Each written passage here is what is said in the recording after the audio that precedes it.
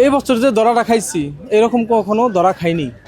মনে করেন এই গরু মনে করেন 70,000, 80,000, 85,000, 75,000 টাকা, 90,000 টাকা দাম হচ্ছে। আমার মনে করেন খরচে গরু যে পুষছি আমি এইটার সাথে আমি মিলাই পারতেছি না।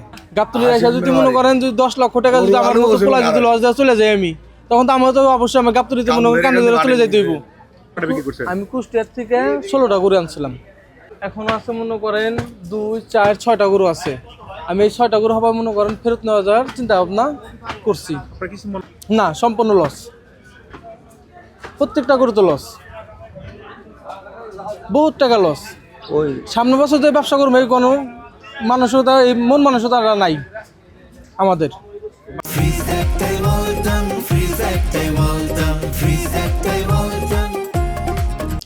বাসার থেকে পরিবারের লোক ফোন দিলে হবে, বাসার থেকে মনে করেন হেরা বাসায় মা বাপ বা পরিবার হেরা সবাই সান্ত্বনা দিতেছে, মানে টেনশন করা যাতে ভাঙ্গে যাতে না যাই, এইটাই হলো আশ্বাস দিতেছে হেরা।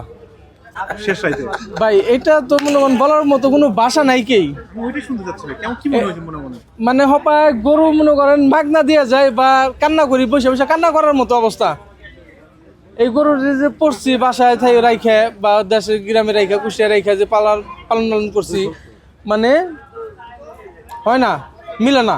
বহুত গরু রয়েছে, বহুত গরু ফেরত গেছে, আমরা এখনো যাইনি। আমরা বিকালে যাওয়ার চিন্তা ভাবনা, রাত্রে গাড়ি মনে করেন চিন্তা ভাবনা করছি। আমাদের কিছু কিনা ছিল, কিছু পালিত ছিল। তারা এলাকার মানুষ ফোন দিলে তারা কি বলছেন যে কি অবস্থা? ভাই অবস্থা হবে যারা আমাদের সাথে যারা আসছিল হেরা মনে করেন লস দিয়ে চলে গেছে, আমিও চলে যাবো, আমিও নিয়ে যামুগা, আমিও কান ধরে গেছে, আমিও যামুগা। যেমন গাড়িতে উঠামো গরু, যখন গাড়িতে গরু উঠাম তখন আমি কান ধরে চলে যাবো। মনে করেন 10 লক্ষ টাকা লস, 10 লক্ষ টাকা লস হলে মনে করেন আমার মতো পোলা আমি 1 বছরে 10 লক্ষ টাকা কামাইতে পারবো? আমার বহুত টাকা খরচ। আমার গাড়ি ভাড়া লাগছে মনে করেন 45,000 টাকা গাড়ি ভাড়া লাগছে আমার থাকতে। গরু প্রতি পিস ভাড়া আমার অনেক খরচ হচ্ছে।